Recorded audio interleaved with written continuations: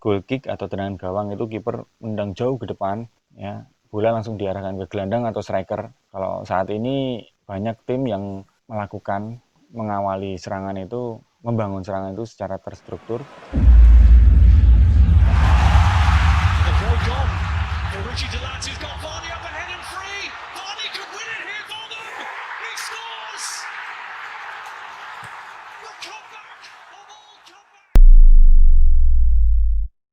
Assalamualaikum warahmatullahi wabarakatuh.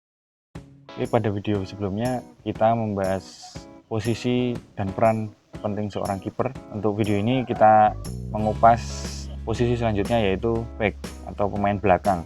Back adalah pemain di barisan pertahanan yang berposisi di depan kiper, barisan depan kiper. Beda dengan kiper, back ini tidak boleh menyentuh bola dengan tangan meskipun itu di dalam kotak penalti sendiri.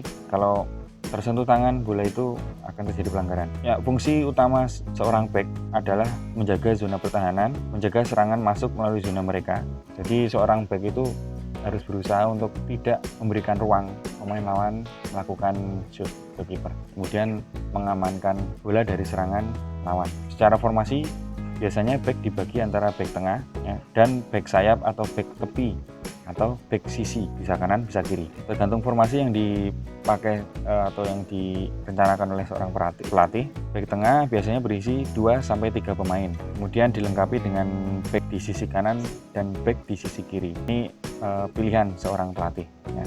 Itu posisi awal, kemudian bisa berkembang mengikuti taktik atau situasi permainan. Kemudian untuk keperluan taktik, back sering diberi peran ganda. Ya, selain menjaga pertahanan, back juga ditugaskan untuk berpindah area atau zona, menyesuaikan situasi yang terjadi, baik ketika bertugas sebagai pemain bertahan maupun sebagai pemain yang membantu serangan. Peran back tengah biasanya dibagi menjadi peran back tengah ada sering kita sebut ada stopper. Peran stopper di sini yang utama adalah sebagai pemain yang menghentikan serangan lawan dengan bertugas mengawal penyerang lawan, yang melakukan duel, sering melakukan lain, yaitu seorang libero.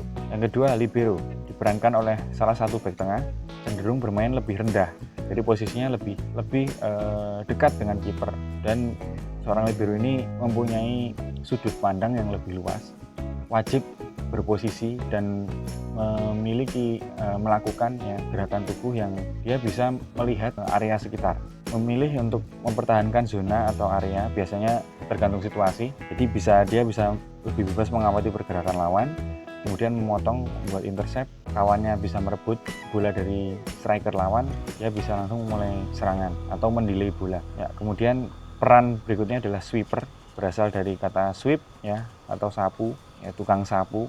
Jadi berperan menyapu bersih biasanya, tanpa kompromi. Bola itu dibuang atau dipindahkan ke area yang biasanya tidak tertarget atau lebih tertarget untuk menghentikan momentum.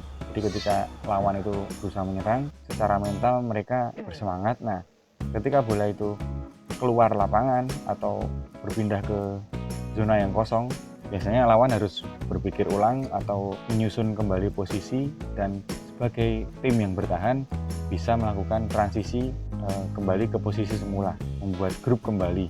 Tadinya berpencar, ketika menyerang itu berpencar, kemudian karena ada serangan balik, sweeper ini bertugas untuk menyapu bersih, bolanya biasanya dibuang tidak ke tempat sampah tapi ke tempat yang kosong, bisa keluar lapangan, biasanya diarahkan ke samping kanan atau kiri, jadi akan terjadi lemparan ke dalam diusahakan mengurangi resiko untuk corner kick. Masih peran seorang back tengah ada ketika sekarang itu terkenal terutama di games yang mungkin sering teman-teman mainkan, yaitu Football Manager. Di sana ada sangat banyak peran back tengah yang paling sesuai dengan era modern ini adalah peran ball playing defender seorang defender, pemain bertahan yang bertugas untuk memainkan bola atau gampangnya memulai serangan seperti yang kita bahas di kiper kemarin.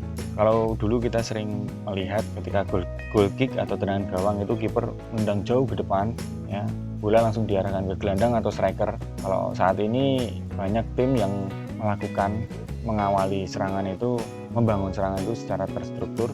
Bola itu mengalir dioper melalui dari kiper, kemudian terstruktur ke posisi berikutnya, yaitu pemain bertahan atau back, biasanya ke back tengah yang pasti di zona dari zona terdekat dulu, dari kiper kemudian biasanya ke back tengah, dari back tengah bisa dilanjutkan ke back sayap ketika pemain gelandang kita di pressing atau ditutup jalurnya oleh pemain lawan, kita bisa mengalihkannya ke back sayap atau back kanan, back kiri. Kemudian dari back bisa disambung ke gelandang, biasanya dimainkan dulu ke kanan atau ke kiri, kemudian sampai ke striker. Itu bisa dibilang terstruktur.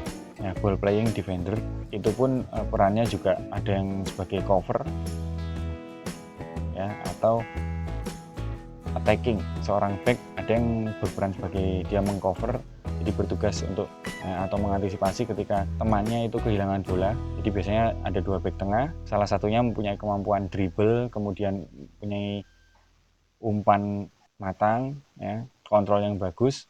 Dia lebih ditugaskan untuk berani untuk dribble ke sisi tengah lapangan, kemudian memancing pemain lawan agar mempres dia. Akhirnya dia membukakan ruang untuk temannya yang lain untuk menyerang, ya, masuk area serangan. Ya, bisa kita lihat di posisi tactical board itu ball playing defender, bertugas untuk memulai serangan. Jadi seorang playmaker ya di awal serangan. Ya, jadi era modern ini perkembangan back juga luar biasa. Alhasil seorang Jurgen Klopp ketika di Liverpool untuk menyempurnakan timnya akhirnya memecahkan rekor, mentransfer seorang Virgil van Dijk, memecahkan rekor sebagai back termahal. Kemudian yang terbaru pembelian atau transfer pemain dari Leicester City ke Manchester United, yaitu Harry Maguire, atau dulu sebelumnya John Stones, Laporte itu dari Manchester City. Kita lihat seorang pelatih fenomenal ya, yaitu Pep Guardiola. Guardiola ini sering memindahkan tugas atau posisi awal seorang pemain, seperti di Barcelona Javier Mascherano yang seorang gelandang bertahan ditarik menjadi seorang back dikarenakan taktik yang digunakan. Selain kehadiran Sergio Busquets, Javier Mascherano akhirnya ditarik ke belakang. Selain memperkuat lini belakang, juga memperkuat serangan yang dimulai dari back tengah. Karena dia seorang gelandang, sering mengatur serangan, diharapkan bisa mengatur serangan juga. Mungkin sekian dulu. Kalau nanti ada pertanyaan dari teman-teman semuanya, silakan tulis di kolom komentar. Nanti akan kita bahas ketika memang itu diperlukan, dan itu memang teman-teman butuhkan, kita bisa jelaskan. Nanti kita buatkan video lagi untuk sarana kita belajar bersama. Kalau ada yang salah, silakan juga kasih masukan. Yang penting kita terbuka ya, karena ilmu itu berkembang. Jangan lupa subscribe, bunyikan lonceng notifikasi. Kita akan update sebanyak mungkin, kita semua jadi lebih ngerti tentang sepak bola. Terima kasih. Assalamualaikum warahmatullahi wabarakatuh. Semoga bermanfaat.